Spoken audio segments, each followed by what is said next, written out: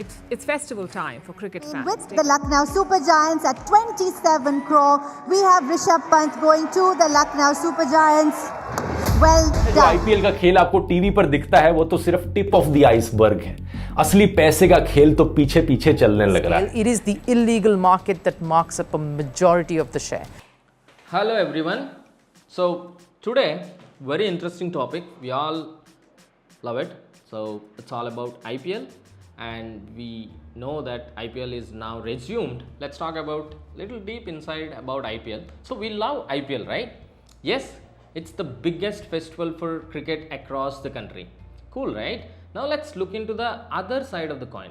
IPL is not just an entertainment, it's a multi-billion-dollar marketing machine and India's most watched reality drama. But behind this IPL entertainment, a dirty secret that runs the show. So, a secret that involves a shell companies, offshore tax evasions, fake sponsors, and even movie industries involved in this. So, in this episode, we're going to very deep into this secret that hardly few people know about it. So, let's uncover this today. First, let's ask ourselves a basic question. So, how is IPL monetized or basically makes money out of it? So first, a franchise buys a team and then brands throw a lot of money on ad slots and then brand deals, marketing. But there is a second hidden layer that no one knows. One where money doesn't go through the BCCI books, where bogus sponsors suddenly pop up and companies with no office, no team, no history throw like 30-50 crores as a title sponsors, sometimes sponsors. So sounds suspicious, right? It is. Example, we know that like previously Kendarvo, Vivo and also Tata, all these are reasonable and well brand companies, right? No questions. But suddenly, recently, XYZ mobile app or ABCD News or some betting apps, let's dig a little deeper and you will see these are basically shell companies, sometimes based outside of India like Mauritius, Dubai or even other countries. So they show up with zero sales and zero employees, but they throw crores of sponsorships, and this is the first layer of black money goes through the routes of this structure and becomes a white money. So, but why would someone use IPL for money laundering? Because IPL gives them high visibility, zero suspension, because it's all about cricket, right? No one questions. A perfectly legal invoice trail. So, now the black money sent from these offshore companies gets routed as 30 crores for brand sponsorships paid in Team X. Nobody questions it. No ED rights because technically it's a legal advertising. So let's take a little deeper. Even ever heard of fake fantasy apps or fantasy apps? They pop up during IPL only with crores in ad spend. But here is the catch. They disappear right after the season. No customer support, no payouts, no trace out. Sometimes the apps can be deleted. These apps are often proxy fronts for moving cash in and out, especially dummy wallets, reward points, referral chains, blah blah blah. Which means the app actually isn't business. It's a funnel for black money. So here is the real case. In 2023, a fantasy app sponsored 2 IPL teams. Turns out that the app had no physical office, no operations from the shared co-working space in Gurgaon. And it's basically a shell company registered in British Virgin Islands. The director, a 23-year-old college dropout with no prior business experience. So the question is, who's behind all these? The answer lies in hawala and political kickbacks. So here is how it works. Black money generated from illegal bettings, political donations, unofficial commissions, gets routed to outside of India and then goes to different countries. It moves there and here and then re-enters back to India via IPL sponsorships, digital app ads, event management, deals. And in the books, it is just marketing spend. No questions asked. When IPL started, it was the perfect marriage of Bollywood glamour and cricket glory. But behind that bright stage, a dark underworld of money movement was also forming. According to ED, Enforcement Director of India, reports suggests that multiple IPL teams have been used as vehicles for laundering illegal funds. So take an example of it. Sponsorship money from shell companies. Imagine this, a company with zero physical office suddenly becomes a sponsor for 50 crore, 100 crore. No products, no employees, just a logo. That's not actually a brand deal. That's a cover up. Let me walk you through a real route used in 2010. A Dubai-based company wires money to a UK shell company. Then that UK shell company invests in Mauritius-based fund. It's a fund. Then the fund then routes money into India via FDI route to a media partner. The media partner, a franchise owner or an associate, and that's how black money gets white. No tax, no trace, just pure legit money back in cricket. Now ask yourself, how can a tournament meant to entertain the masses be structured like a Swiss bank laundering guidebook, right? So IPL franchises often have short-lived sponsors that no one has heard of.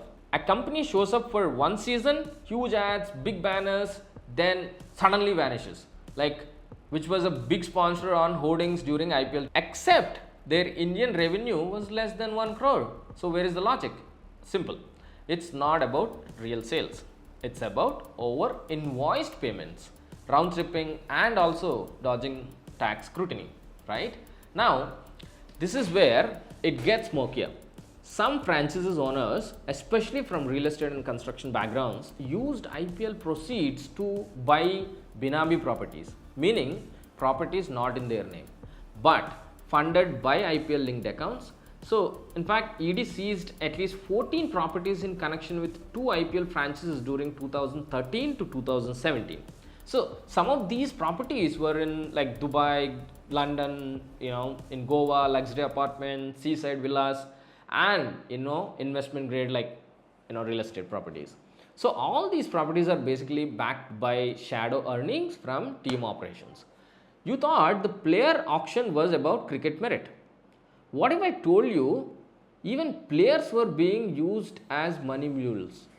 Here is how it works. A player is bought for sometimes more than it should be, like 10 crore, 20 crore, 50 crore, far above his market value. That money flows from the team to the player's agent. From there, it can be redirected to anywhere, foreign banks, crypto wallets, shell trusts, and the twist, the player gets only 3-4 crores. The rest used to buy a villa in Spain or Bitcoin wallet. This isn't just about sports. It's a perfect black money ecosystem under the name of entertainment.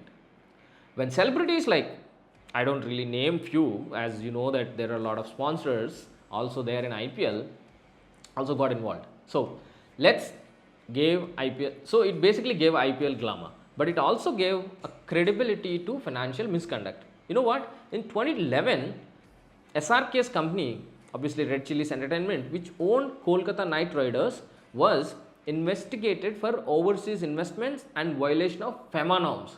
In the same year, Rajasthan Royals got into trouble for routing money through Mauritius-based trusts. But guess what? The headlines were just one day.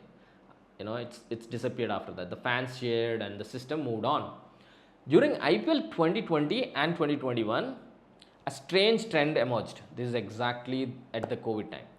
Random betting apps started sponsoring teams. Apps that were actually banned in India. Yet, you would see them in jerseys, sometimes rebranded under fake names.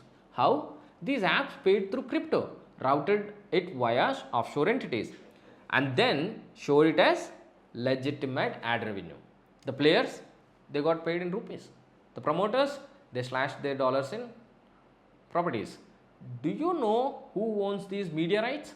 Initially, Sony, and then now Starports and also Jio Cinema, right? Now, here is the inside story. Many media buying agencies acting as intermediaries are also connected to team owners themselves. Yeah, start connecting dots. This means ad spots worth 300 crores can also be easily sold at 100 crores on paper. But with the remaining 200 crores can be routed via shell companies, backroom commissions, or even crypto wallets. A perfect maze. Looks clean outside, but rotten inside. So, why don't journalists expose all this? Because the IPL press circuit is also controlled. Accreditation is provided by BCCI, obviously, which means you can't ask real questions without being blacklisted. Most IPL journalists are PR professionals in this space. And media houses, they got obviously sponsorship money from the same brands involved in the laundering. Right? So, the truth stays buried under match highlights and 6 and 4s. Now, let's talk about the next layer. This is where the politicians comes. Cricket and the unholy alliance with politicians. In 2012, a key IPL official was caught in a betting scam. Turns out that he was in touch with a politician from Maharashtra who had helped clear stadium permissions. In return, a 10% cut from every event management deal done in IPL matches. Beautiful, right? And the same politician's son later floated a media firm that becomes the official sponsor for 2 IPL after parties. Coincidence, right? No. Classic political cricket laundering. In 2023, a small-time contractor from Jaipur suddenly bought a 5% stake in IPL franchise. But his background is just a event management, obviously election campaigning. So his revenue in 2018 was just 60 lakhs in books. But all of a sudden, in 2023, it became 110 crores.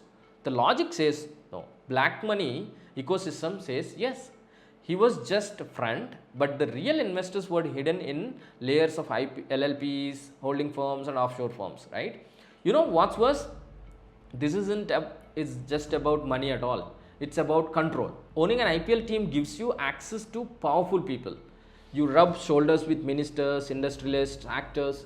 You host luxury, parties. You move funds via hospitality expenses. Who cares, And suddenly, your 100 crore undeclared income becomes guest management cost, and your offshore bank account becomes team operations budget, and no one bats an eye, and no one questions this. Let's talk about numbers. In 2022 alone, over 8,000 crores spent on IPL team operations, but you know what? Interestingly, in BCCI books, it actually showed only 2,600 crores. Yeah, as an actual payments. The rest hits in bonus payments, performance fees, marketing contracts, branding IP deals, so on. All of which are perfect ways to pump in extra cash and wash black money into white. And then when someone gets too curious, like legal notices starts, PR campaigns, and then all of a sudden silence through the power. So here is the scary part. Even regulators have limitations, you know that? So RBI can't track every FDI route. SBI can't monitor private sponsorship deals. ED raids only happens when there is a leak or a whistleblower. And since IPL is a national passion, no one wants to become a villain who questions it, right? So the game goes on, the auction happens, and the sponsors change, but the laundering, that's the only thing that stays constant. In conclusion, IPL is a genius game. It's actually a $1 billion cricketing spectacular, but it's also the perfect cover-up. A legal, emotionally charged, and publicly celebrated money laundering mission. The next time when you watch a random brand sponsoring your favorite team, ask yourselves this one single question. Where did that money come from to that sponsor? The answer might just lead to a Mauritius or Dubai, a fake fantasy app, or even a Binami farmhouses in Goa. IPL is not IPL. It's a India Paisa laundering.